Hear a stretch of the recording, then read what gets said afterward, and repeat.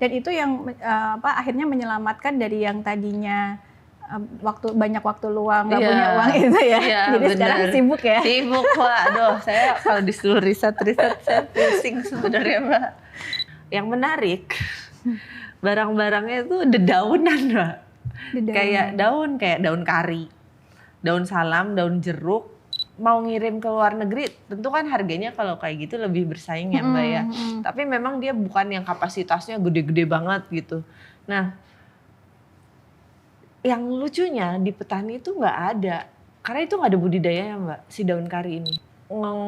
Kita tuh punya kepengenan kan, Mbak. Terus kayak aku ajak ngobrol si tanaman, berapa lama kepengenannya kejadian loh, gitu. Terus jangan-jangan emang dibantuin doa nih mereka atau di dalam situ ada jinnya.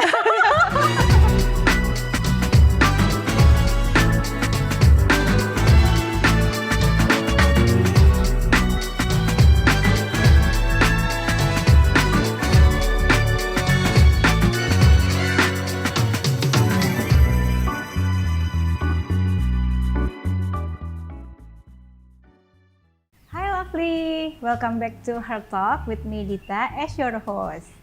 Oke, terima kasih teman-teman masih hadir dan masih mau meluangkan waktu untuk nonton. Oke, hari ini aku kedatangan tamu yang super keren, yang aku tuh ngefans banget sama Mbak Asri. Karena Mbak Asri ini adalah seorang wanita yang menurut aku inspiratif banget karena bisa membuat orang-orang di daerah Minggir itu berdaya dengan budaya yang mungkin sudah leluhur kita tuh miliki gitu. Kayak bagaimana mengolah perumbi-umbian atau jahe kayak kunyit dan yang lain tuh bisa menjadi sesuatu yang lebih bermakna dan bermanfaat gitu.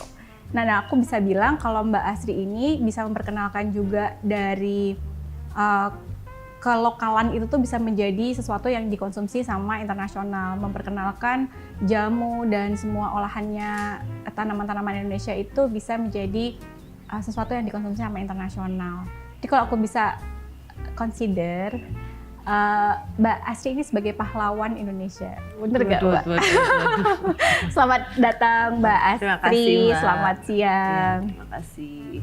Duh, kalau pahlawan kayaknya saya juga masih ngulik-ngulik lagi sih, Mbak, sebenarnya. Keren banget sih tapi Mbak, luar biasa. Sih, Mbak. Tuh. Aku kemarin abis dari Murakabi Mbak, datang ke tempatnya Mbak Asri, karena sebenarnya aku dapat informasi tuh dari Nia tentang Mbak Asri udah lama. Bilang, Mbak, ini ada yang keren banget loh, orang Jakarta yang mau tinggal di daerah gitu ya, di Minggir lagi. Minggir itu kan daerah kekuasaannya Nia. Oh iya. Jadi kayak dia tuh ngerti banget tentang Minggir, terus aku kayak, Minggir di sebelah mana Nia? Di ujung Mbak, gini. Terus aku coba follow Mbak Asri udah lama. Terus udah ngikutin juga, cuman kemarin baru kesempatan aku agak jauh ya Mbak dari sini. 40 menit ya Mbak? Iya. 40 menit, terus pas kesana kayak walking down memory lane ya, bener-bener sumpah sih aku ngerasa kayak wah ini tuh zaman aku kecil beberapa tahun yang lalu, yang zaman kecil tuh 20 tahun yang lalu, itu kayak gitu Mbak, rumah nenekku, kita kan joglo, jadi yang banyak cahaya masuk. Terus kalau dulu tuh kekurangannya dengan cahaya banyak masuk itu kalau kita nonton TV, itu kan nggak kelihatan TV-nya, kalah. Bener, kayak gitu juga nggak? Iya sih. Ya tapi emang yang aku sukain dari rumah Jawa kan gitu ya Mbak ya. Jadi nggak perlu pakai AC. Bener. Terus juga, nah kebetulan aku tuh di rumah nggak punya TV Mbak, emang nggak punya TV, sengaja sih sebenarnya karena ya sekarang TV sebenarnya kalau buat keluargaku buat apa gitu. Terus kedua juga lebih sering berselancarnya sekarang pakai sosial media segala macam kan. Akhirnya pakai laptop gede, TV-nya bukan buat nonton saluran TV saluran TV biasa gitu. Jadi ya pakai, kalau mau Netflixan pun juga sekarang pakai iPad bisa. Iya gitu. benar sih. Terus gitu. Anak-anak juga gitu Mbak. Anak-anak nggak dikasih TV juga? Enggak. Jadi mereka memang kalau di jam-jam liburan ya main Mbak ke sawah. Iya sih. Terus naik sepeda ke sawah gitu. Terus main pasir. Iya. Dan yang itu adalah kemewahan banget sih ya Mbak. Iya. Anakku itu kan aku kurung Iya. di penjara di rumah. Gimana mau keluar juga serem kendaraan Iya, iya, kan. iya, iya, Terus kita kalau misalnya mau main juga mesti ke tempat kayak ke lapangan Iya, gitu kan. benar. Yang kita harus nganterin. Iya. Kadang waktunya yang nggak ada gitu. Terus temen sekolah itu kan rumahnya jauh. Iya. Kalau kita kan dulu di kampung Iya, ya. terus panggil tetangga. Iya gitu. Terus iya. biasanya tetangga sebelah itu juga teman sekolah. Iya, benar. Jadi bisa akrab banget. Iya. Sekarang kan ketemu Iya. ke tempat temen di sekolah kan jauh ya, mesti janjian sama mamahnya. Iya, benar-benar. Sebenarnya kalau di tempatku karena mungkin masih desa ya Mbak, jadi tetangga anak-anak kecil tuh banyak. Mainnya anakku tuh ya main sama anak-anak tetangga gitu. Dan kebetulan ya itu, menurutku kekayaannya Indonesia adalah bertetangga. Mungkin orang ada banyak yang bilang kayak, aduh mulutnya tetangga kalau di desa mah nggak tahan gitu ya Mbak. Cuman kalau menurutku kita tuh di desa jadi saling menjadi saling menjadi support system. Jadi ada salah satu tetangga di sebelahku itu, dia ibu-ibu udah sepuh, tapi tadi kepala sekolah TK. Jadi anak-anak di desa daerah pedukuhanku itu kalau main ke rumahnya beliau, dan beliau tuh seneng Dan diajarin. Jadi rumahnya tuh garas ya kayak pelatarannya kan, kalau rumah Jawa ada pelataran gitu. Benar. Itu isinya mainan-mainan, ada cucunya. Dan tapi jadi tempat main anak-anak desa situ, pedukuhan situ semua. Jadi aku juga udah gak ada trust issue yang anakku keluar Kemana ya? kemana. Nah mungkin karena aku besar di kota ya Mbak, aku tidak mendapatkan itu di kota. Dan anak-anak di desa, oh ini jadinya, ya tapi memang akhirnya pulang-pulang bawa asem.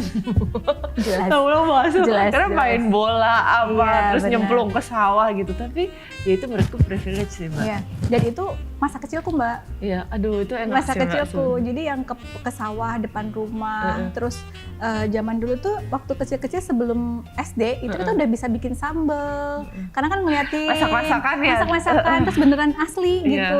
Terus zaman dulu kan bukan kompor ya, Iya, kita harus iya, hidupin iya. pakai Iya, terus api.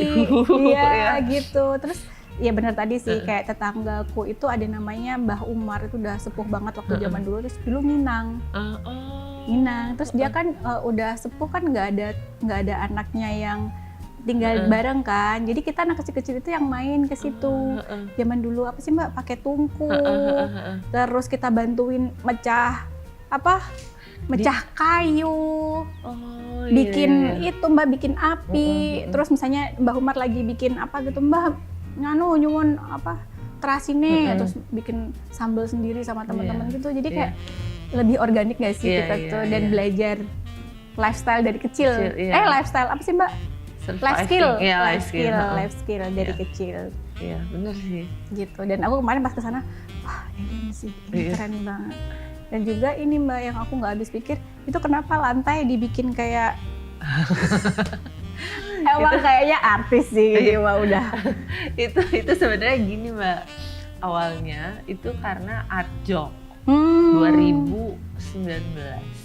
Jadi ada beberapa teman-teman sebenarnya senior seniman. Kan seniman tuh identiknya kalau dia punya isu yang keresahan-keresahan yang mau diangkat, itu kan dijadiin satu karya. Nah karyanya waktu itu namanya Piramida Gerilya, itu ada namanya Mbak Santi dari Indie Gerillas, terus ada Pak Singgih dari Sepedagi, sama Mas Dulu Lutfi. Tahu semua itu. Jadi instalasinya itu bentuknya kayak warung, ada sandang pangan papannya. Nah kebetulan Agradaya dan aku dan Dika suamiku itu diminta kayak ngisi salah satu isi warungnya. Dulu belum ada warungnya di Minggir. Belum ada. Cuma instalasi seni aja. Loh, kok taunya pas di Art Jok itu tuh rame yang beli Mbak. Padahal itu tadi instalasi Mbak. Jadi itu nggak dijual tadinya. Awalnya niatnya mungkin nggak dijual, terus akhirnya ada transaksi itu. Kok tapi rame gitu. Akhirnya ada transaksi dan rame. Pak Singgih waktu itu bilang sama beberapa teman-teman, ini gimana kalau tidak menjadi bukan menjadi sekedar hanya instalasi seni. Karena kalau instalasi seni kan ya abis dipamerin sebulan 2 bulan selesai gitu. Terus kebetulan waktu itu di rumah di area tempat kami tuh ada geladak rumah kecil itu yang nganggur. Terus ya udah gimana kalau di situ dijadiin warung tapi kontekstual karena kami di minggir, jadinya di sekitaran minggir kan adanya pengrajin keripik, minyak kelapa segala macam itu ya. Jadi Murakabi minggir isinya ya sesuai dengan yang konteksnya di minggir gitu. Kalau konteksnya Murakabi di tempat lain, misalnya kita pinggir pantai gitu ya, kali saya jual ikan. Jadi emang itu kenapa ada batu-batu ditata segala macam, karena emang itu kolaborasi sama beberapa seniman, sama arsitek juga almarhum Pak Eko Prawoto. Tahu Nah, Pak Eko beliau inilah yang gimana caranya supaya looks-nya tetap natural, tetap sesuai. Dan emang kan Murakabi punya nilai-nilai ya kayak lokal lestari supaya karena memang Pak Singgi awal memprakarsai Murakabi itu kebayangnya dia pengen punya suatu ide gitu. Warung-warung ini pada akhirnya warung-warung di desa dulu mungkin kan kalau warung orang mau jajan permen apa, keripik kan masih pakai yang keripik diplastikin satu-satu kecil. Tapi ke depan mungkin kan nanti kayak Alfamart, Indomart udah mulai masuk. Dan akhirnya kan pengrajin pangan sekitar nggak bisa ikut supply gitu. Benar. Nah itu yang Pak Singgi, Mbak Santi, Pak Eko, almarhum Pak Eko itu tuh Mas Lulu, iya gitu. Dan tapi keren sih, keren banget. Ya, pelan-pelan sih Mbak itu juga. Terus kemarin juga aku ngelihat ini, ngelihat toilet. Yeah. Toiletnya yang terbuka gitu ya Mbak ya, terus kanan kirinya pakai batu kali yang hitam gitu ditata.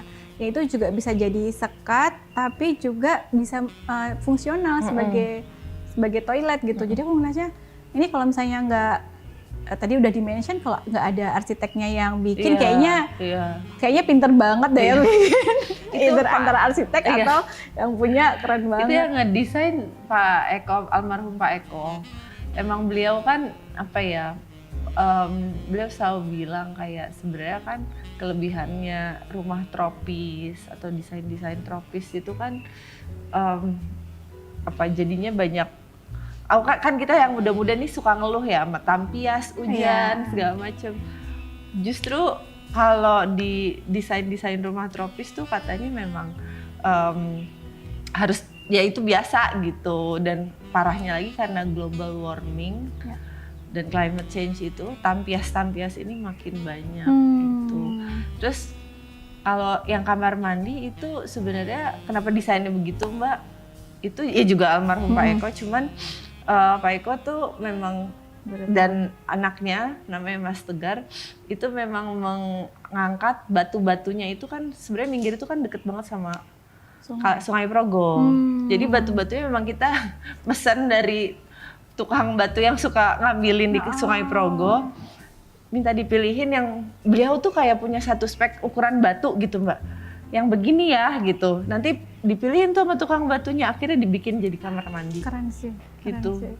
Aku juga baru tahu bahwa pas ngeliatin kerja-kerja beliau ini, batu tuh ada size-nya, terus dan bisa yang disesuai buat bangunan yang begini, yang buat jalan pathway itu yang begitu gitu, dan itu bisa order sebenarnya ke tukang-tukang gitu. Karena aku pikir ini apa dipecah terus digerinda ya, kayak dibikin bulat-bulat gitu. Iya. Karena kan kalau kita susah nyarinya di kota juga kan jarang gitu Mbak. Oke, sebelum kita masuk lebih dalam Mbak, karena ini obrolannya udah seru banget. Aku mau kasih pertanyaan, nanti jawabnya cepet ya Mbak ya. Suara alam saat hujan atau hening malam di desa? Malam di desa. Iya. Suara alam saat hujan nggak suka? Suka, tapi aku lebih suka hening malam tuh Mbak? Kan kalau nggak tahu mungkin karena aku suka lebay aja kali kalau bangun malam. Kadang kan kita kalau di rumah kan rame suara anak ya Mbak ya. Terus kalau hening malam tuh ya kadang aku suka bangun malam buat tajudan kan, terus kayak hening malam tuh kayak nggak tahu ya kayak nyes gitu loh Mbak. Adem ya. Adem banget. Dan kadang gara-gara pembangunan jalan tol nih ya. Emang deket? Exitnya akan dibuat 3 kilo katanya dari tempatku. Jadi Dari kota. malam tuh truk-truk tuh pada lewat. Jadi mulai hening-hening ini mulai terdistraksi sebenarnya gitu. Oke. Lanjut, next question. Jalan pagi di hutan atau menikmati senja di sawah? Ini nggak boleh dua-duanya, Mbak. Hutan di sana deket ya? Betul enggak sih? Agak jauh ya? Agak sejam naik motor atau 45 menit lah kalau menoreh. Cuman ya udah itu aja Mbak yang senja. Senja di sawah ya? Karena deket rumah tinggal Deket jalan. rumah, gitu. iya bener. Pergi ke pasar pagi atau meditasi alam? Meditasi di alam. Ya nggak boleh dua-duanya ya. Suka ke pasar Mbak sejujurnya. Tapi meditasi juga diperlukan. Doa apa ya? Meditasi dulu deh Mbak. Meditasi, oke. Penting ya meditasi soalnya Iya, ya. kalau nggak aku chaos Mbak. Iya. Nah itu nanti mau aku obrolin. Oke, menyulam di teras rumah atau membuat jamu dari rempah? Buat segar? jamu Mbak, aku nggak bisa menyulam. Gampang. Bikin bumbu dasar atau meramu teh? Bumbu dasar.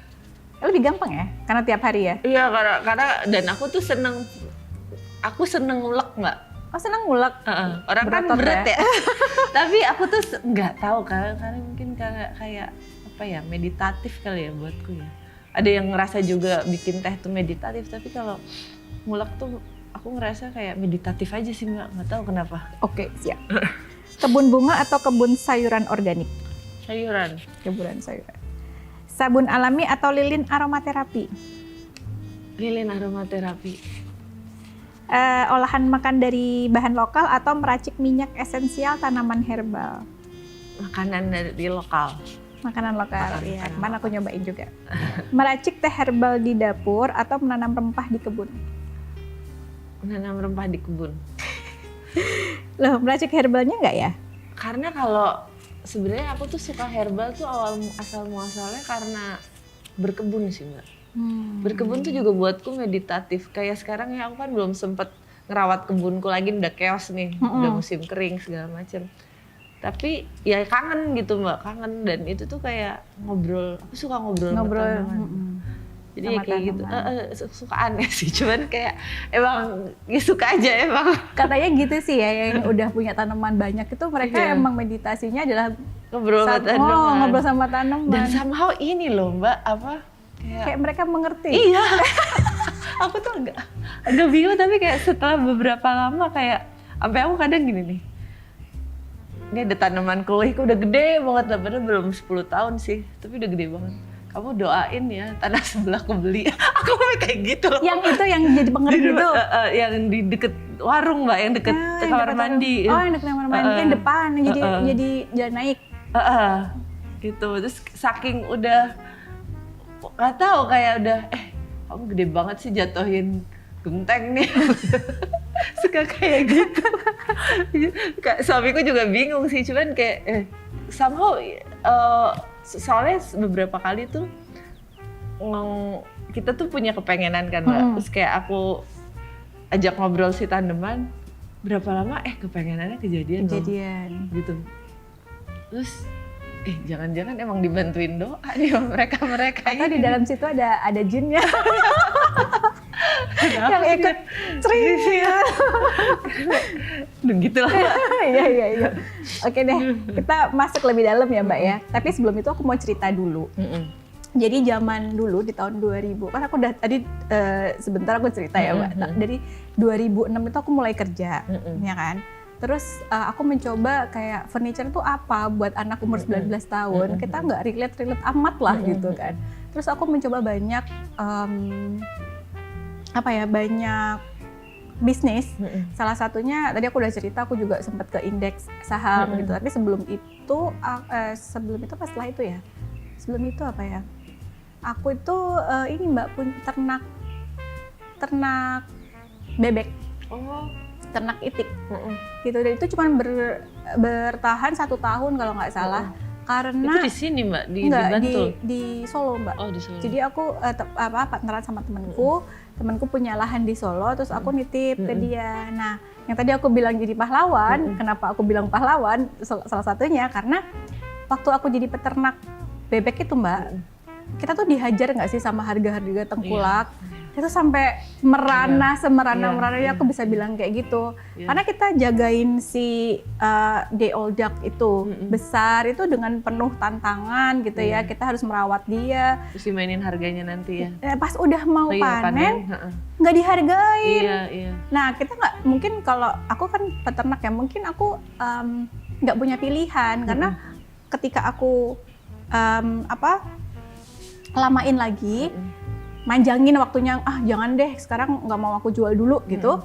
Si ducknya ini kan makan tiap hari, jadi kan aku harus ngasih makan lagi gitu. Nah makan juga waktu itu kan bukan yang murah, kan kita masih mesti beli kan. Nah terus udah gitu setelah ditawar sama si itunya, si tengkulaknya itu, bayarnya juga masih nanti setelah dia jual. Jadi kita tuh di delay gitu loh Mbak. Nah itu aku ngerasa kayak sumpah sih ini nangis yang bener-bener nangis itu sama si rantai, bebek. Bukan hanya peternak Pak, commonnya petani dan peternak di Nusantara tuh ya kondisinya gitu. Betul, makanya aku bilang jadi pahlawan tadi karena kita sebagai peternak tuh nggak punya choices gitu loh Mbak. Kayaknya kita udah aja, kalau aku waktu itu karena aku punya pilihan lain, akhirnya aku memutuskan untuk udah, jadi nggak bisa deh, ini nggak ada masa depannya gitu. Jadi aku keluar dari situ. Tapi gimana sama orang-orang yang memang pekerjaannya yang dia tahu ya cuma itu gitu. Benar sih Mbak. Makanya si Agradaya ini emang aku setuju banget dengan bisa memberdayakan gitu orang-orang sekitar. Sampai aku juga dengar di beberapa podcastnya Mbak Asri bilang kalau kita menentukan harga jual kita gitu kan, nggak bisa kita diiniin. Dan pasarnya bukan, kalau nggak sama Indonesia ya kita keluar gitu. Itu keren banget sih Mbak. Tapi aku juga harus bilang ya Mbak, maksudnya untuk sampai ke titik itu perlu beberapa exercise. Karena juga nggak sampai sekarang pun aku nggak bisa bilang itu mudah.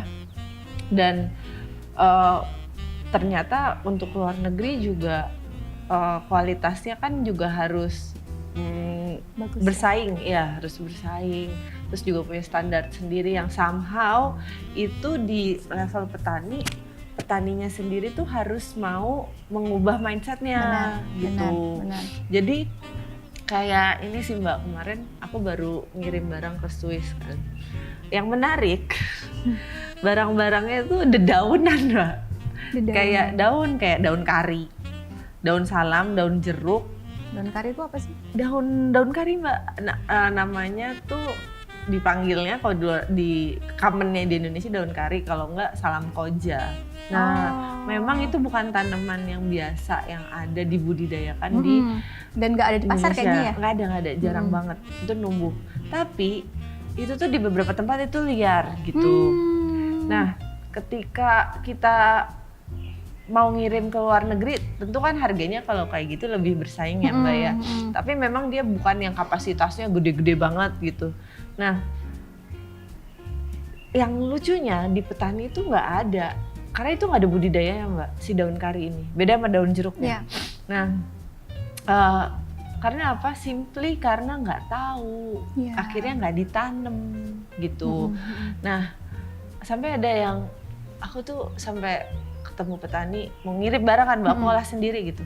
Terus maksudnya di Agradaya ngolah sendiri, ngambil bahan baku dari petani. Mbak, jenengan ada kebutuhan apa? Kasih tahu ke saya, nanti saya yang nanemin. Mau berapa banyak saya tanemin. Itu aku keliling ke petani-petani, bilangnya tuh gitu. Terus positif dong itu harusnya. Positif buat kita kan. Tapi sebenarnya aku ngerasa secara makro gitu ya Mbak ya, kalau helikopternya dinaikin, petani ini kok keluhannya sama gitu. Ya sama Mbak, mereka kan kalau dari situ, dari statement itu berarti mereka selama ini kalau nggak ada Kalau- permintaan, iya. nggak menanam. Iya, harusnya kan dia nanam apa yang dia suka, yang dia cintai gitu, terus dia bisa ngelempar. Harusnya cycle itu kan ada sendiri. Terus siapa yang harusnya bertanggung jawab cycle ini gitu kan? Terus atau memang petani disuruh mikir sendiri kali, habis nanam panen, suruh mikir sendiri mau jualan di mana gitu. Ideally kan harusnya udah ada apa Iya. wadah-wadah yang bisa nanam dan mendistribusikan ini kemana sampai akhirnya ke end user gitu. Jangan-jangan emang petani serekoso itu ya, Iya, udah rekoso banget mikirin, sih. udah mikirin on farmnya, terus mikirin juga dia mau ngelempar kemana. Sampai akhirnya ketemu aku, Mbak, jenengan mau apa? Saya tanemin sebanyak-banyak. Sampai kayak gitu, Mbak. Dan semua Kayak harapan petani kayak baru gitu. ya. Terus aku pikir, emang nggak bisa dibuat sistem ya gitu. Nggak nyampe lah Mbak, Iya. nggak sampai ke pemangku, ke politik, Iya, iya. ke kebijakan juga. Ya, Dan begitu. zaman waktu itu ya Mbak, kan Mbak Asri nggak tahu ya, maksudnya tahu atau enggak di desa-desa itu dulu ada yang namanya KUD Mbak. Nah, Koperasi Unit Desa. Zaman aku kecil, aku tuh kalau misalnya habis panen, orang tua Bawa juga ke sana. itu bisa bawa ke sana. Dimana harganya itu tuh stabil gitu Mbak, diambil HET supaya terjadi proteksi terhadap petani, biar Iya. petani itu tuh nggak yang sengsara banget gitu loh, udah tahu nanti kalau itu dijualnya dengan harga segitu gitu. Jadi nggak terlalu naik turun sebenarnya harganya. Nah tapi kan karena perkembangan, adalah tengkulak-tengkulak datang yang merusak KUD itu. Jadi tengkulak-tengkulak datang bilang, hargaku di atas KUD, kamu jual aja ke aku. Nah dari situ tuh Mbak, semua orang pada jual ke tengkulak sampai si KUD ini tutup. Karena nggak ada lagi anggotanya. Pas udah nggak ada anggotanya, KUD-nya tutup, mereka si tengkulak ini ya jual sembarangan karena udah nggak ada kompetitor. Wow, Gitu itu menarik. awalnya KUD itu Mbak. Jadi aku tadi itu kepikiran, apakah Mbak Asri dari kota ini tuh memang punya keresahan itu untuk membantu orang-orang di desa, untuk akhirnya aku dari kota ke desa deh untuk bantuin itu, untuk membuat orang-orang desa ini berdaya, atau ada dorongan lain sih Mbak sampai akhirnya bisa ke desa gitu? Sebenarnya aku tidak sepatriotik itu ya Mbak ya. Sesederhana sebenarnya kayak gini Mbak, waktu awal-awal mulanya. Aku kan lebih Mbak, suka ngulik ya Mbak tentang herbal-herbalan, ngerti dikit lah tentang kimia-kimiaan. Suamiku dapat demand dari Eropa untuk bahan multivitamin sebenarnya, suplemen dan multivitamin yang ternyata pas aku riset kecil-kecilan itu adanya di temulawak. Awalnya kayak gitu. Keresahannya sebenarnya bukan karena mau bikin ngebantuin petani, enggak sih. Tapi aduh mohon maaf ya para petani. Tapi sebenarnya lebih karena pas ngelihat ingredientsnya, kok di temulawak ya? Kok ada ini? Itu tuh bahan aktifnya cuma ada di temulawak Mbak, nggak ada di ingredients atau bahan baku lain gitu. Dan kita banyak. Dan menyedihkannya di Indonesia temulawak itu dianggapnya jamu nggak enak, getir, pahit, wes tau gitu ya. Terus di Menoreh Mbak, kalau Mbak ke Menoreh itu di hutan-hutan ya tinggi-tinggi, itu di pinggirannya tuh temulawak semua Mbak, liar. Jadi orang tuh tinggal ngambil, terus udah gitu dipanen, dikeringin dah gitu, terus di powder. Nah, tapi si ibu-ibu ini di Menoreh nggak mau panen kalau di musim panen, karena apa? Harganya murah banget Mbak. Nah, dari situ aku mulai ngeliat bahwa ini potensi yang sebenarnya orang di luar tuh udah ngelirik, tapi di Indonesia tuh kayak belum mau gitu loh. Dan waktu itu kan belum pandemi Mbak, itu masih 2014, 2015.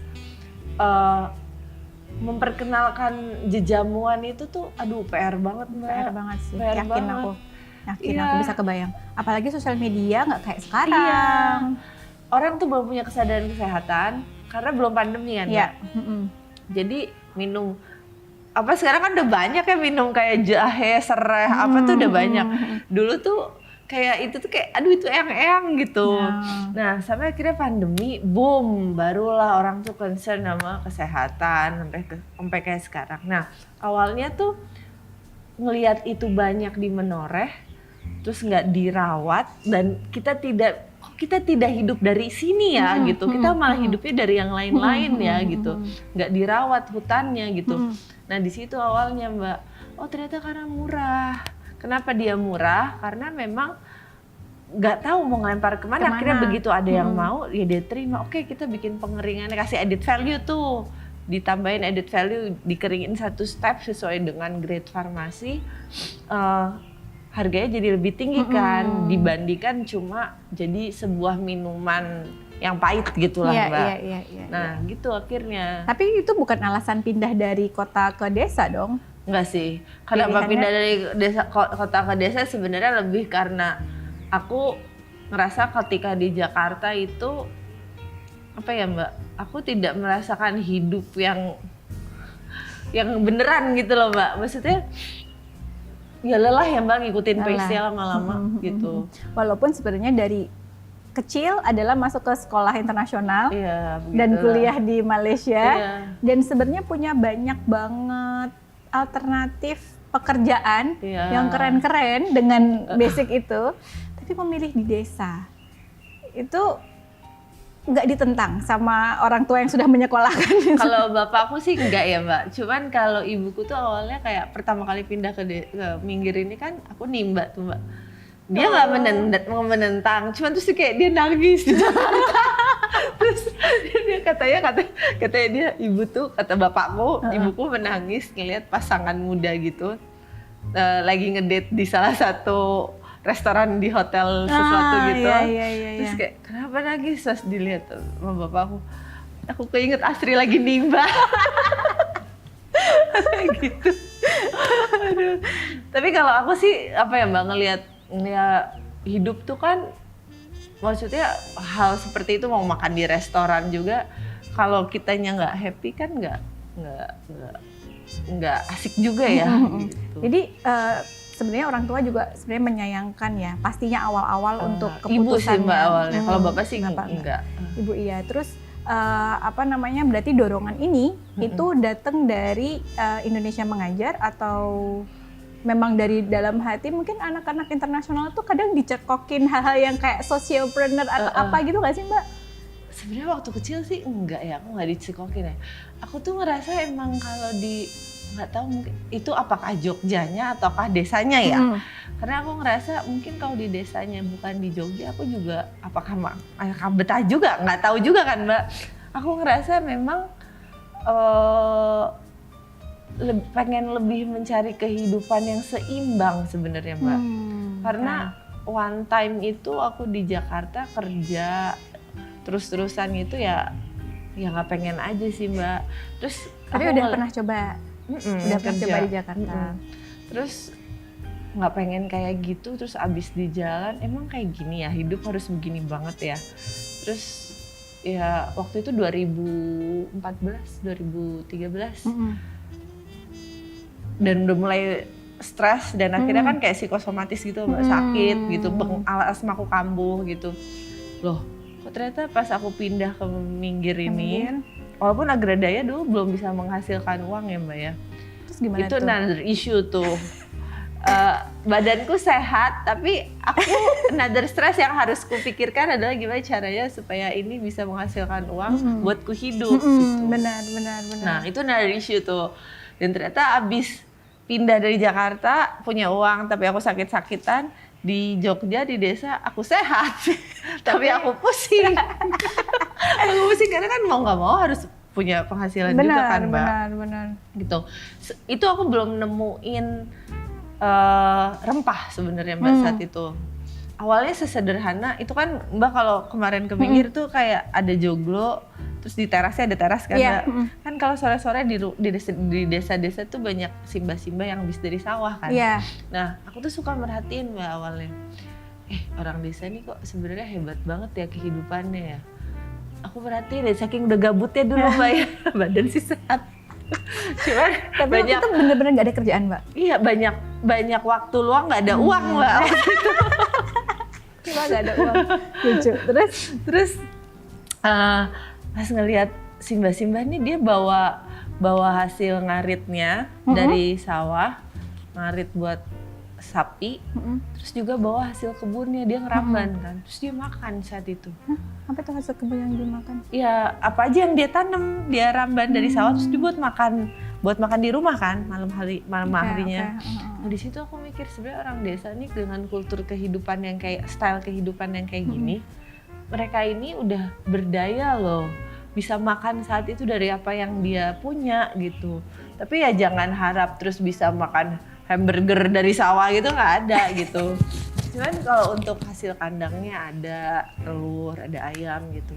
Nah di situ tuh aku mulai coba berkebun gitu, kayak simbah-simbah. Terus aku tuh belajar Mbak, akhirnya dengan tanah yang kecil itu aku belajar nanam-nanam. Oh ternyata iya ya. Terus akhirnya mau nggak mau kita tuh jadi belajar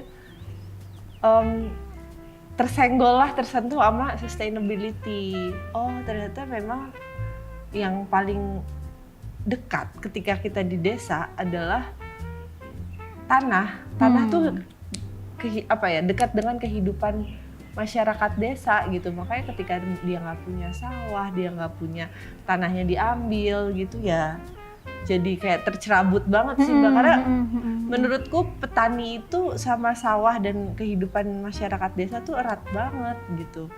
Jadi dan ya, sedih sekarang mungkin anak-anaknya udah tidak mau menjadi petani. Padahal dari situ aja, dari Mbak Asila dicerita, orang-orang desa ini nggak perlu pekerjaan keren, mereka bisa tetap hidup ya. Iya benar. Kalau cuma buat makan buat ya. makan. Nah sedihnya sekarang tuh kalau menurutku ya Mbak, orang ngelihat pertanian nih Mbak, konteks pertanian itu cuma di lahan yang dia garap. Padahal menurutku makin kesini, terus aku ngelihat, oh ternyata di negara lain yang pertaniannya maju, bisa seperti kayak gitu. Pertanian itu bukan sekedar nanam terus dihasilkan sampai panen, tapi ada post harvestnya kayak gimana, bahkan sampai jualannya Mbak. Itu masih dalam skup pertanian. Dan itu sebenarnya di semua kampus ada ya jurusan pertanian yang end up jadi teller. Iya itu Mbak. Jadi orang tuh ngelihatnya pertanian tuh sesuatu yang kotor. Padahal abis dari pertanian panen sampai dia bisa dikonsumsi sama orang tuh menurutku tuh tetap pertanian. Bener. Iya. Dan itu yang kita tuh masih kurang. Tapi di bagian menanamnya kita udah dapat ilmu yang banyak dari leluhur kita ya. Betul. Cuman di bagian pengolahannya yang seharusnya universitas-universitas ini berkontribusi, itu yang kurang diserap sama daerah ya Mbak ya. Bener. Kayak mungkin kayak pemerintah daerah yang bisa minta mereka bikin dong gitu ya di desa itu lab untuk misalnya ngolah si ini sehingga ketika panen itu harga nggak turun-turun banget gitu kan. Ya tadi salah satunya si KOD itu dihilangin itu sehingga harganya jadi sangat turun. Kemarin juga ini kan Mbak, ada beberapa petani di Magelang, di daerah Kaliangkre, tahu nggak ya? Iya tahu. Itu sampai nggak mau panen karena kan nggak sanggup kan bayar biaya untuk panennya.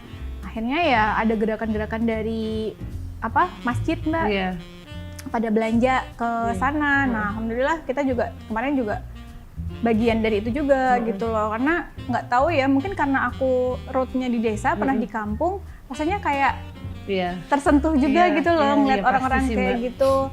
Terus juga karena dulu juga pernah jadi petani juga, peternak, itu juga jadi kayak relate gitu loh. Wah itu tuh susahnya karena selama menunggu proses tanam itu, proses sampai ke akhirnya panen itu kan kita sebisa mungkin makan seirit-iritnya gitu kan, kita mengharapkan akhir itu yang akhirnya nggak ada gitu. Itu jadi sih. Yang ini sebenarnya kalau menurutku itu kayak harus ada ekosistem yang benar, yang sebenarnya yang mengitari sih Mbak, nggak bisa main sendirian. Benar, nah sekarang masalahnya tuh petani dibiarin main sendirian gitu. Dipecah belah. Iya, jadi ya kayak misalnya anak muda gitu Mbak, yang jago sosial media, yang jago digital marketing katakan. Menurutku pertanian juga bisa masuk ke situ gitu. Kayak Agradaya jualan kan mau nggak mau juga pakai sosial media, Iya, Mbak. benar. Jadi kalau ngomongin pertanian tuh kayaknya bukan setengah-setengah gitu loh, Mbak. Bukan cuma nanam terus tumbuh udah gitu. Kasian kalau misalnya ya setengah-setengah jadinya gitu. Dan ini loh Mbak, value ini kan yang Mbak Asri mungkin nggak lihat di kota ya. Iya. Ini bisa dapat ini dari mana Mbak? Karena sering baca buku atau jalan-jalan atau karena kan punya referensi hidup di desa bagi orang kota itu momok nggak sih? Kayak Bahkan sekarang aku juga ngelihat ada tumbuh nih Mbak gerakan-gerakan baru pindah ke desa, tapi akhirnya pindah ke desanya jadi eksklusif. Ngerti nggak Mbak maksudku eksklusif? Jadi beda desa sama kota kan apa? Sesama tetangganya tuh saling menyapa. Nah itu yang aku nggak mau sebenarnya. Yang aku nggak mau kita menjadi eksklusif di desa. Ada rewang. Mungkin orang-orang kayak ini Mbak sih ikut rewang juga ternyata. rewang juga Mbak? Keren, mantap. Itu ikutin motong-motong. Iya Mbak. Iya. Terus sambil motong sambil ngomongin orang ya. Karena mau nggak mau kan Mbak. Dan itu tuh sebuah apa ya? Aku bilangnya kayak di desa tuh kita kan nggak ada pagar Mbak. Nggak ada pagar, tapi yang ngejagain siapa ya tetangga-tetangga. Bahkan kayak Agradaya punya tempat produksi nggak ada pagernya. Iya, terus mana kuliah. iya nggak ada pagernya, tapi kadang kita ada naruh mesin jet sprayer di luar gitu yang bisa diakses. Ya, yang jagain sebenarnya tetangga-tetangga sih pada akhirnya. Dan kalau nggak ikut rewang atau kegiatan sosialnya kan sebenarnya bukan kayak kita bayar satpam kan Mbak. Iya benar. Tapi ya dengan ikut kegiatan kayak gitu. Iya betul. Bahkan dulu tanteku sampai sekarang tuh masih bilang kalau apa sih kata-kata Jawanya tuh piring tembok. Oh iya. Piring mangkok luweh kandel seko piring tembok. Iya gitu. Iya. Jadi kita berbagi bener. makanan, Iya, kita datang ke acara-acaranya mereka itu adalah apa ya? Pagar yang lebih tebal daripada tembok gitu katanya kalau orang Jawa gitu sih Mbak. Iya benar. Ini kan aku habis lahiran Mbak. Jadi kemarin yang tilik rame. Nah ternyata ya di desa ya kayak gitu Mbak kan. Gitu. Udah berapa tahun Mbak Pak Asri di Minggir? Hampir 10. Hampir 10. Berarti 3 anak lahir di Minggir semua? Nah yang anak pertama itu dulu aku belum ngerti Mbak. Jadi anak pertama ya. Support system juga belum ada. Eyang-eyangnya kan pada di Jakarta. Terus aku belum ngerti tuh ada namanya tilik segala macam. Dan aku sebagai ibu juga ngerasa masih nggak ngerti kan Mbak. Jadi masih bingung. Akhirnya aku ke Jakarta. Nah itu nggak ada. Yang anak pertama tuh nggak ada tilik, nggak ada segala macam lah. Tapi yang anak kedua, anak ketiga udah di sini semua. Jadi udah ikutin aturan iya, udah ikut aturan di desa. Ya. Kalau di desa tuh kayak misalnya apa? Lahiran itu ya luar biasanya adalah kita banyak support system yang datang bantuin gitu kan. Makanan-makanan yang misalnya ada orang tirik itu kan banyak yang bantuin. Waduh, kan Mbak rame banget rumah. Tapi kalau misalnya kita jadiin itu gangguan juga bisa. Kadang kan kita lagi pengen istirahat gitu jadi rame banget kan rumah ya. Sebenarnya kalau aku ngelihat sama Mbok De ya Mbak, akunya untungnya adalah aku nggak tahu apakah itu terjadi sama ibu-ibu desa lainnya juga atau enggak. Ketika tilik, yang ditilik itu sebenarnya keluarganya. Jadi yang nge-host. Gitu. Jadi aku kalau lagi mau keluar ya keluar. Kalau lagi capek ya disuruh istirahat atau body. Sebenarnya itu yang menjadi sehat sih gitu kan. Iya benar.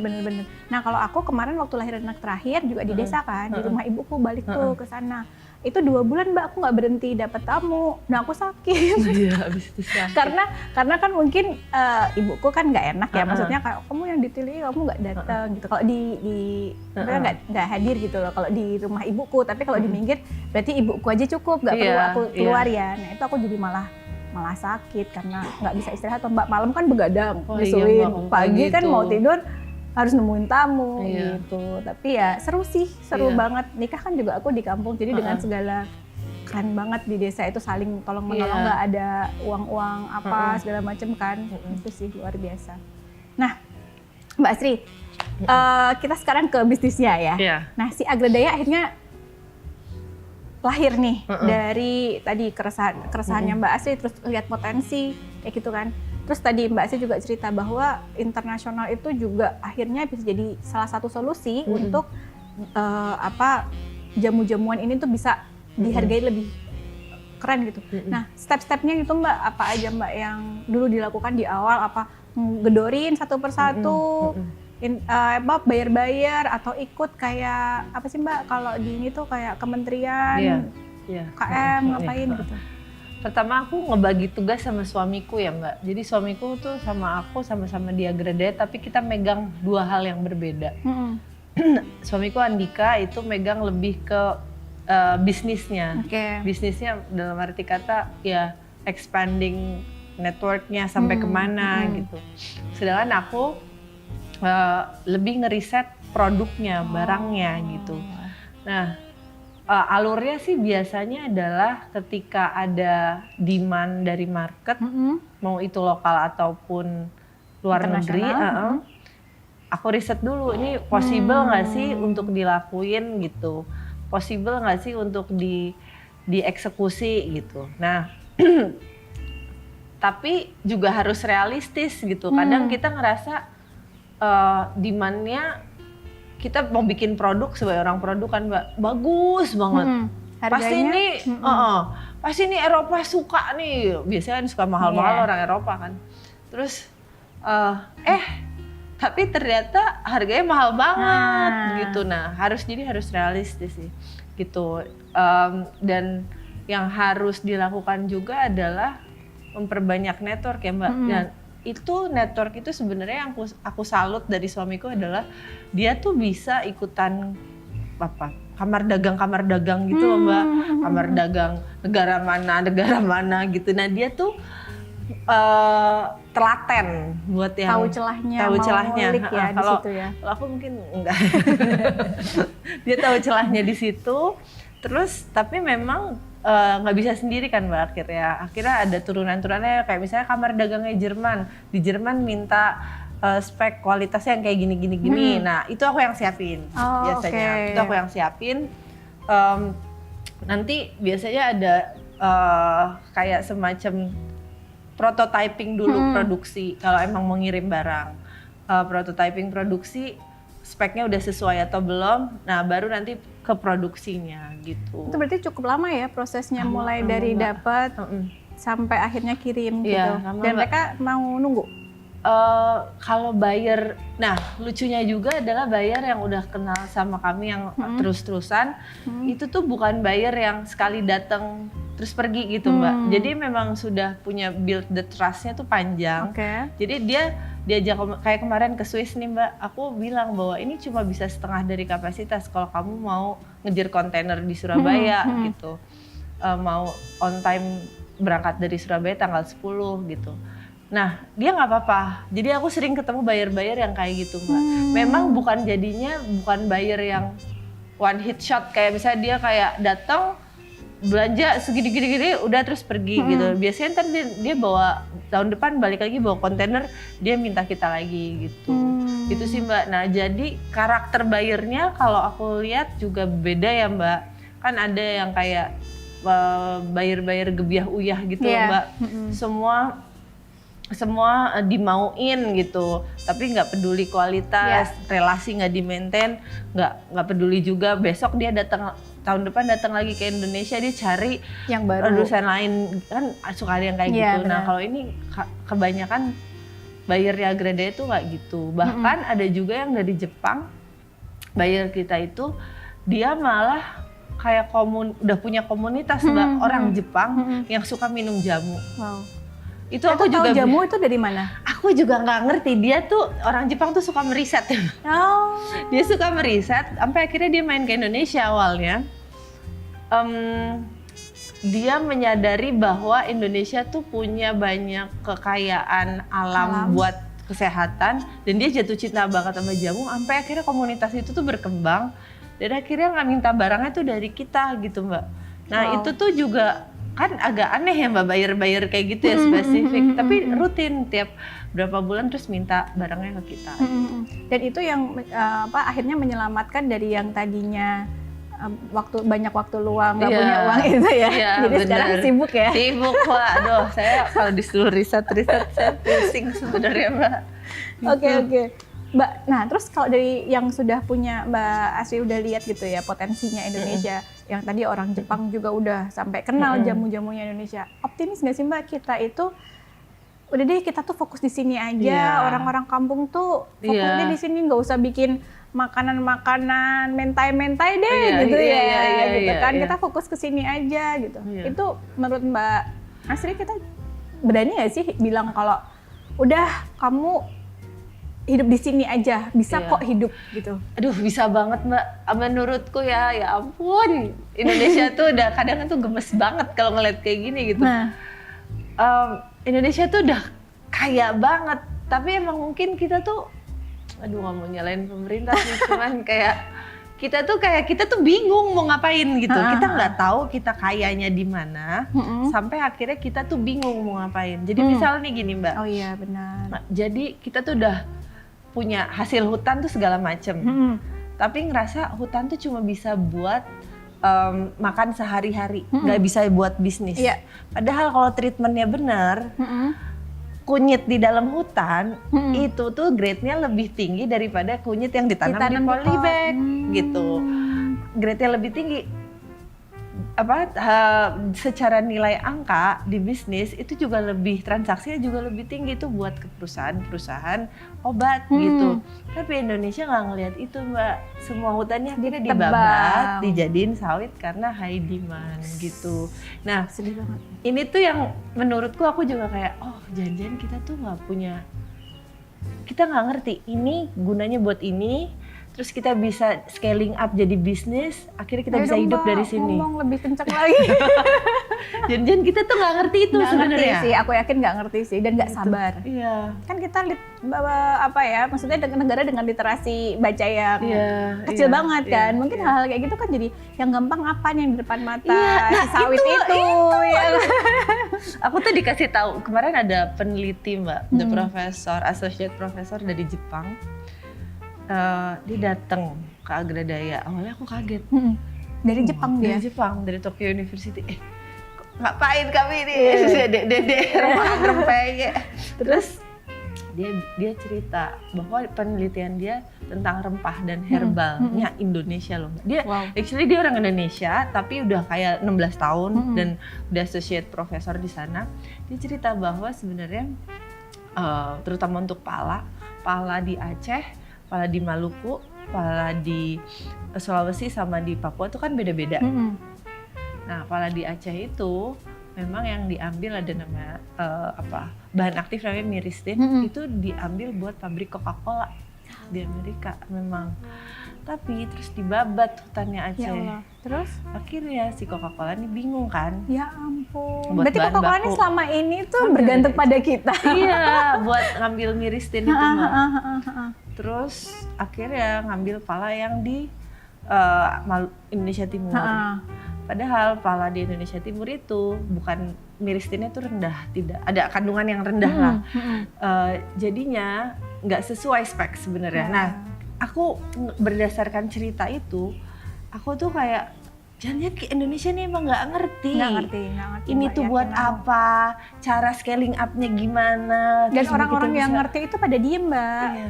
Karena tahu, karena di depan sana itu aku berjuang sendiri. Iya. Ngapain? Jadi aku menyerah saja. Iya. Sementara makanya aku bilang Mbak Asri adalah sebagai pahlawan karena mau memperjuangkan itu loh, Mbak. Itu tuh bukan, aku yakin banget di awal-awal itu bukan perkara yang mudah. Iya sih, iya Apalagi sih, satu datang dari background yang bukan Iya, di situ, iya, yang iya. biasa hidup nyaman gitu loh. Iya. Kan gini indah lah balik lagi ke Iya. Jakarta tuh bisa banget gitu, tapi tidak memilih itu gitu loh. Iya. Memilih untuk yaudah aku di sini, aku mau memperjuangkan ini, itu Iya. bukan, itu idealisme yang luar biasa yang harus dirawat. Duh, amin ya Mbak, doakan ya Mbak. Ya Allah.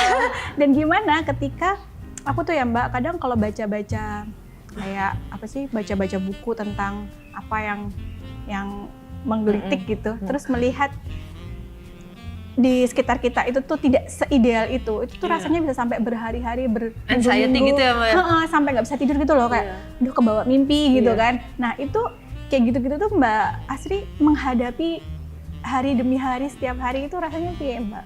Akhirnya aku kalau kayak gitu ya Mbak, nah itu gunanya meditasi sih Mbak. Oke, jadi situ Ini kan nemu kayak nih. kondisi hari ini kan juga lagi rame nih ya. Iya, Iya, pusing banget kan. postingan hari ini, Masya Iya. Allah, pagi-pagi, oh my God, Iya, gitu.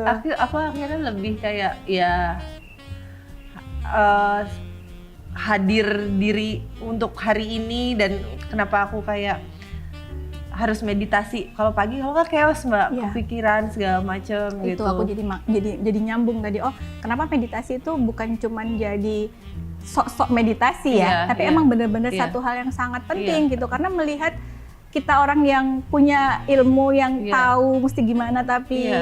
dunianya tidak ideal gitu ya, Iya. jadinya Dan pergolakan sedih batin. kan, Mbak sebenarnya. Maksudnya sedihnya dalam arti kata ya kalau udah ada anak kan jadi kayak Nah, ini itu yang tuh. manage dunia ini Siapa Iya. nanti? Gimana masa depan anakku? iya gitu ya, yang kayak Mbak. gitu kan Benar. Mbak.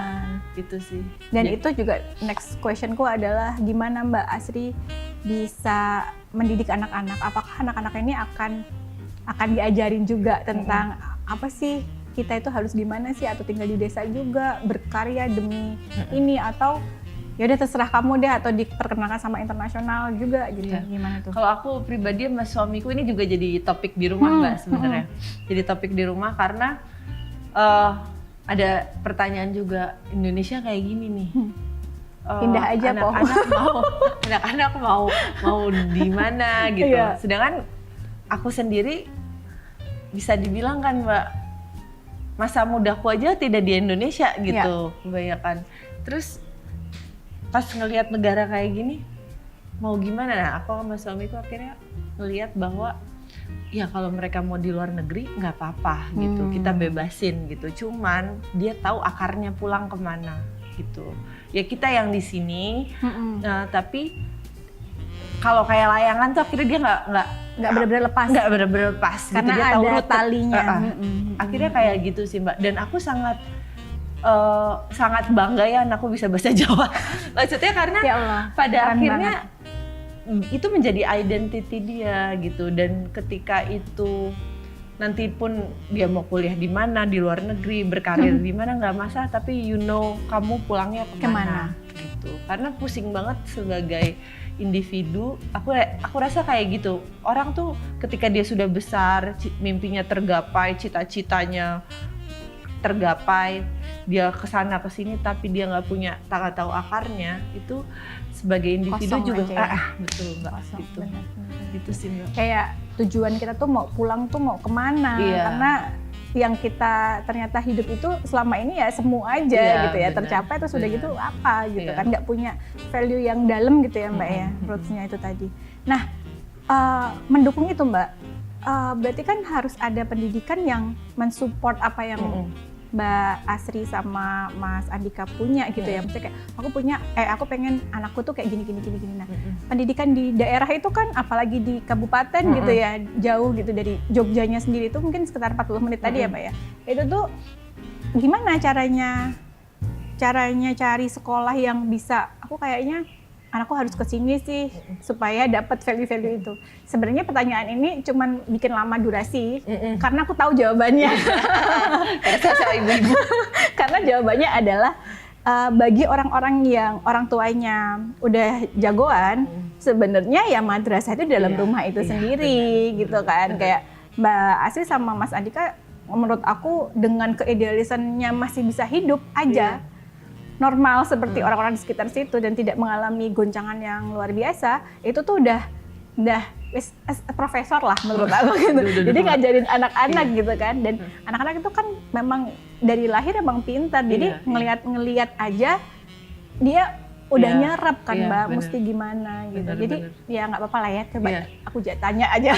Setuju sih Mbak, awalnya aku sebagai orang tua ya Mbak juga ngerasain lah pasti jadi ibu tuh kan belajarnya nggak berhenti ya Mbak. Aduh gila sih, kayak aku pikir aku S1 selesai gitu, ternyata ini tuh belajar lebih gila jadi ibu lagi kan. benar. Nah pada akhirnya aku ngerasa memang aku tuh sampai di satu titik ya Mbak, kan di desa nih nyekolahin anakku yang cuma 5 menit dari rumah udah, tapi ada value yang berbeda dan itu tabrakan banget. Tabrakan banget, akhirnya anakku nggak mau sekolah. Sama. Ketika value tabrakan, wah ternyata begini ya.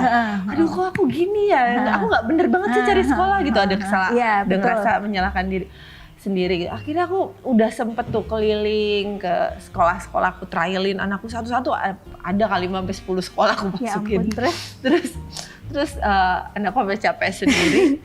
Akhirnya ternyata yang dibutuhkan si anak kalau aku lihat itu memang yang utamanya memang ternyata di rumah. Bagaimanapun sekolahnya gitu. Setuju. Nah, aku tuh ngelihat ketika memang dia di sekolah dia punya ekstra, kan aku nganggapnya sekolah ya udah dia dari jam berapa sampai jam berapa, tapi anyway akan balik lagi ke rumah gitu, mau nggak mau gitu.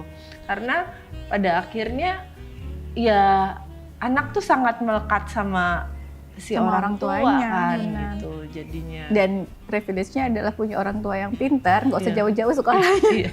Dan ternyata yang aku pelajarin adalah value sekolah sama value di rumah. Itu harus nyambung.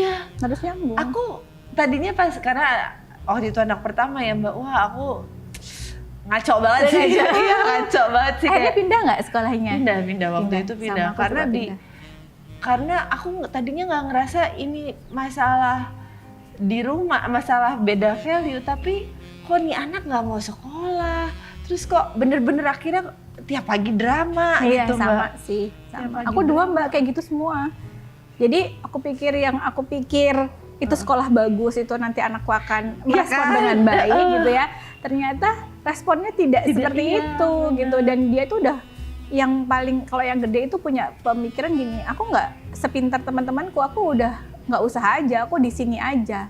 Nah, pemahaman dia menilai dirinya bahwa dia itu tidak sepintar teman-temannya, menurut aku merusak, karena kan jadi tidak ada nggak ada confidence gitu loh Mbak. Nah akhirnya aku pindahin tuh ke sekolah yang aku pikir ya ampun ini sekolah negi pinter-pinter sih iki bocah gitu. Tapi malah dia di situ happy dan termasuk yang top tiernya gitu loh. Jadi ya emang cocok aja gitu. Nah terus yang kedua, sekolah di satu sekolah yang lain itu nggak pernah mau berangkat sekolah, yang aku pindahin happy banget, setiap hari dia semangat gitu. Jadi kok ini apa sih? Ini pusing sebenarnya. Jadi ya itu tadi, belajar jadi orang tua tuh emang PR ya Mbak ya. Iya, PR banget. Kita nerapin apa di luar seperti apa, itu ketika mereka udah gede mungkin mereka bisa memilah, tapi pas kecil itu bener. Mereka belum ngerti gitu. Dan kita tuh kayak tiap fase kehidupan dia dan kehidupan keluarga kita gitu, itu tuh ada challenge-nya masing-masing. Dan kayak waduh ternyata nggak seindah kuliah. Kalau kuliah kan kayak selesai tes ini udah selesai gitu. Ini ada lagi. Tapi ketika hidup di desa ya Mbak, beberapa hal yang mungkin dihadapi, mungkin anakku ya kayak sekarang nggak punya temen gitu kan, kalau anaknya Mbak Asri masih bisa main gitu. Biasanya hal-hal apa sih yang Mbak yang jadi PR gitu untuk Mbak Asri sebagai orang tua gitu ya, ngeliat anakku nih kurang apa gitu, ada nggak? Kalau aku kan anakku kurang main, terus dia rely sama gadget, dan itu aku harus bikin aturan untuk gadget itu loh Mbak. Tapi mereka juga bilang ya udah Mama, kalau misalnya aku nggak boleh ini nggak boleh itu, aku suruh ngapain. Sampai akhirnya mereka tuh kreatif loh Mbak, check out Shopee Mbak. Saking kreatifnya mereka check out Shopee. Terus mereka itu ternyata alhamdulillahnya itu seru-seruan bikin kayak slime sendiri gitu atau apa, tapi ya itu boncos emaknya kan, karena dia cari mainan terus. Umur berapa sih Mbak? 9. Cari mainan terus loh Mbak. Maksudnya kayak apalagi ya, besok aku ngapain lagi ya? Ya udah aku beli ini, mau coba-coba. Tapi kalau di desa kan main sama temannya dia selesai gitu loh. Ya boncos sih Mbak pada akhirnya. Kalau di desa itu PR-nya satu sih Mbak. Kadang kan ada anak juga mau nggak mau sekarang gadget tuh udah nyampe di desa-desa juga udah juga ya. Terus kadang ada orang tua yang juga nggak maksudnya temanku kok udah pakai gadget ini udah pakai HP, tapi kan tontonannya lebih nggak kontrol. Kalau orang-orang tua di kota yang mungkin dalam edukasinya lebih baik kan lebih ngejagain gitu. Nah, di desa kan mungkin nggak gitu ya Mbak. Jadi itu juga sebuah challenge juga pas anakku tanya, kok nontonnya si anak ini begini Bu gitu, terus enggak, itu nggak boleh ditonton ya gitu. Jadi kan somehow ada tontonan yang tinju-tinjuan lah apa gitu kan, aku nggak bolehin gitu Mbak. Anakku kan yang pertama laki soalnya. Terus ya itu dia kayak, kok ini begini ya Bu ya gitu. Nah tapi untungnya kalau si anakku ini yang pertama, ya alhamdulillah sih semuanya sih itu cerita Mbak gitu. Ya itu pada akhirnya memang keluarga sih Mbak. Iya benar. Yang ngefilter ya. Iya. Dan mereka masih sering mengkonfirmasi apa yang dia dapat di luar. Betul. Jadi kedekatan kita sama anak itu jadi penting gitu ya Mbak ya. Sehingga apapun yang masuk itu tetap dikonfirmasi. Ini benar atau enggak, boleh atau enggak. Betul sih Mbak. Udah. Oke. Terima kasih banget Mbak. Tapi sebelum terakhir aku mau pertanyaan terakhir banget ya Mbak. Gimana sih Mbak kalau misalnya kita juga pengen berdampak untuk lingkungan dengan isu sustain tadi dan juga kita punya keindahan juga dari culture kita ini yang mau kita panjangin gitu. Tapi dengan komitmen terendah Mbak. Oh iya. Yang paling kecil aja yang bisa dilakuin di rumah. Kalau menurutku yang paling sederhana adalah mulai dari diri sendiri dulu Mbak, apapun itu. Karena jadinya lebih gampang ya. Kayak misalnya kalau aku awalnya kenapa sok-sok sustainability gitu, sesederhana aku suka nanam-nanam dan waktu dulu aku punya banyak waktu luang Mbak. Jadi aku berkebun gitu. Jadi ya semua mulai dari diri sendiri dulu. Karena capek banget kalau nungguin orang lain Mbak. Jadi ya udah mulai dari yang diri paling sendiri. simple dulu ya Mbak ya. Kayak misalnya cuman punya satu tanaman cabai gitu ya, paling nggak harus beli di supermarket gitu. Terus apalagi Mbak? Ya punya ayam kalau di tengah kota bisa nggak sih Mbak punya ayam? Bisa sih Mbak sebenarnya. Aku tuh kayak pengen punya ayam. Tapi biar nggak bau ya. Terus kayak makanan-makanan sisa itu kan selama ini dibuang kan. Nah itu kayak dikasih ke ayam gitu. Sebenarnya ada teman-temanku yang melakukan hal serupa di Jakarta gitu, bikin kandang ayam di tengah kota. Gimana gitu. caranya nggak bau Mbak? Itu dia ada treatmentnya sendiri sih Mbak, tapi memang harus kayak pakai daun kering gitu-gitu. Jadi yang harus agak nyerinya rada PR ya. Ya mungkin kalau di tengah kota PR kali ya Mbak ya. Tapi itu jadi peluang bisnis gak sih Mbak? Iya bener. Kita jual daun kering gitu ya di kota untuk isu sustain ini, menjaga itu ya. Oke deh, seru banget ngobrolnya. Aku masih pengen ngobrol lagi. Mudah-mudahan nanti abis ini kita nggak terakhir ya Mbak. Aku nanti sering-sering ke Murakabi Minggir dan juga ke Agradaya. Terus nanti kalau misalnya ada yang mau tahu tentang Mbak Asri lebih dalam, nanti tolong teman-teman editor yang dikasih Instagramnya Mbak Asri, Agradaya Murakabi Minggir, juga Lovely Sofa. Kita juga disupport sama Semana hari ini. Terima kasih banget. Siap, sama-sama. Thank you, Lovely. Sama-sama. See you next time.